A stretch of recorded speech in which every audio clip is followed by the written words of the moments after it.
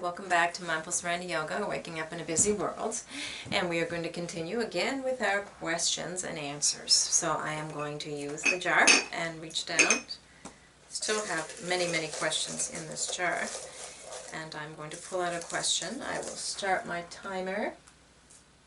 And I hope it's not one of those ones that make a lot of noise.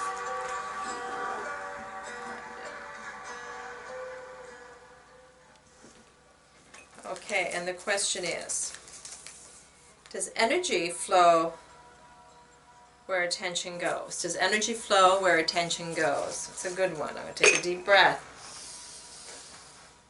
And exhale.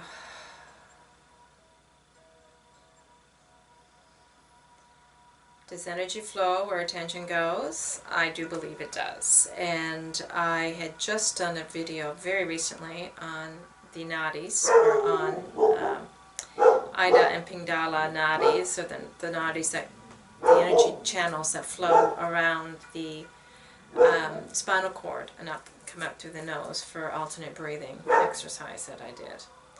So when we talk about nadis or channels, energy channels in yoga, the body is broken up into several highways that carry this inner energy or Shakti that allows all the processes that we as human beings, both mental and physical, to take place.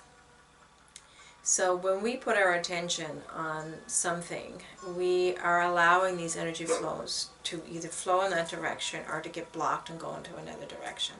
So when we focus on something, we are creating our energy channels, or giving them the opportunity to open and flow. Deepak Chopra once said in one of his 21-day meditation series that, let's see if I can get this right, attention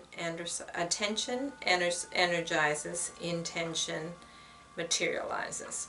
So what we put our energy on, when we direct our energy towards something we say we want manifested, and I really don't like using that word manifested. Created I'm okay with, but anyway, when we put our attention to that which we want to experience in our lifetime, be it some material object we wish to get, or some type of recognition we want to get from society, or some goal we want to achieve, when we put our attention onto that, when we visualize it, focus on it, and concentrate on it, which are important in all types of practices.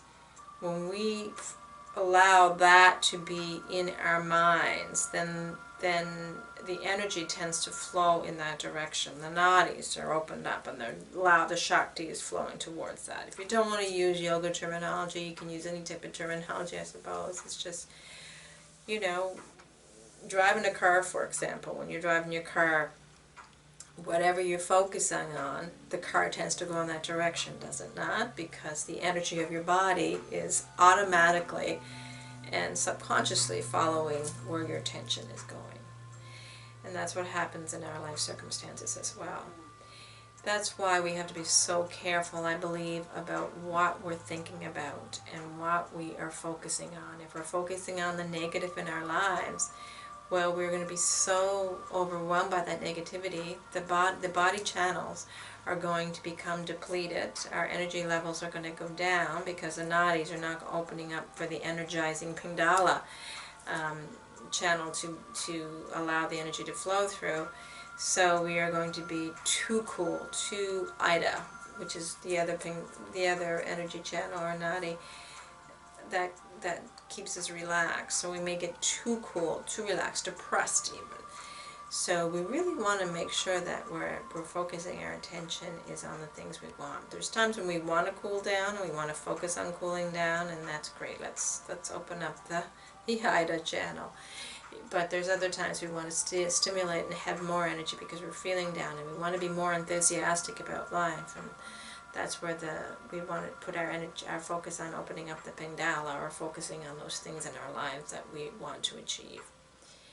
We can do pretty well anything. Our subconscious minds and our limiting beliefs that have been inherited from the generations before us and from our own life experiences. You know, we absorb the voices of all the people around us who tell us we can do this or we can't do that. That can have an impact on where we put our energy, you know. So we really want to focus beyond those limiting beliefs to the potentiality of what we can become, to put it all out there, so to speak, and give it up to the infinite ocean of possibility that surrounds us. We do not have to be limited. But if our attention is on our limitations, if our attention is on the negative, on our, you know, physical limitations, say for example we have a physical limitation such as inability to walk, and we're focusing on that rather than on what we can do in life, on the possibilities that we can do, then we're going to feel very limited. Our life is going to be very limited and restricted and small. But if we can turn that around and start focusing on all the things that we have the possibility to do and the capability of doing, then we're going to expand and we're going to grow. And those two energy channels, by the way, the Ida and the Pingala nadis. The Pingala is the one that allows us to expand and grow, and the Ida is the one that allows us to appreciate where we are right at the moment. So they both have an effect, but we want both of them working in harmony as we put our attention on those things that we want. We do, manifestation is the word, like I said, I'm not too fond of, and The Secret did a number on it, I believe, but it just focusing our attention on what we want without attachment and deep desire, and without aversion for the things that are opposite to it. We want to be able to, first of all, always the first step in doing most of this stuff is accepting where we are right now and finding the beauty and bounty in what is before us. There is everything we need to be happy, everything we need right here, right now. So if we could put our attention on that, on the beauty of the present moment, on what we have here and now, instead of looking out there and trying to put our attention on some future goal or some future ideal or some future material object that we hope to gain, we're going to be much better off. We're going to recognize our peace. We're going to be happy with what is, accepting of what is, and from there we can maybe direct our attention outward a little bit more and up there in the future a little bit more. But I think it all begins with directing our attention to the here and now, becoming mindful of what is around us.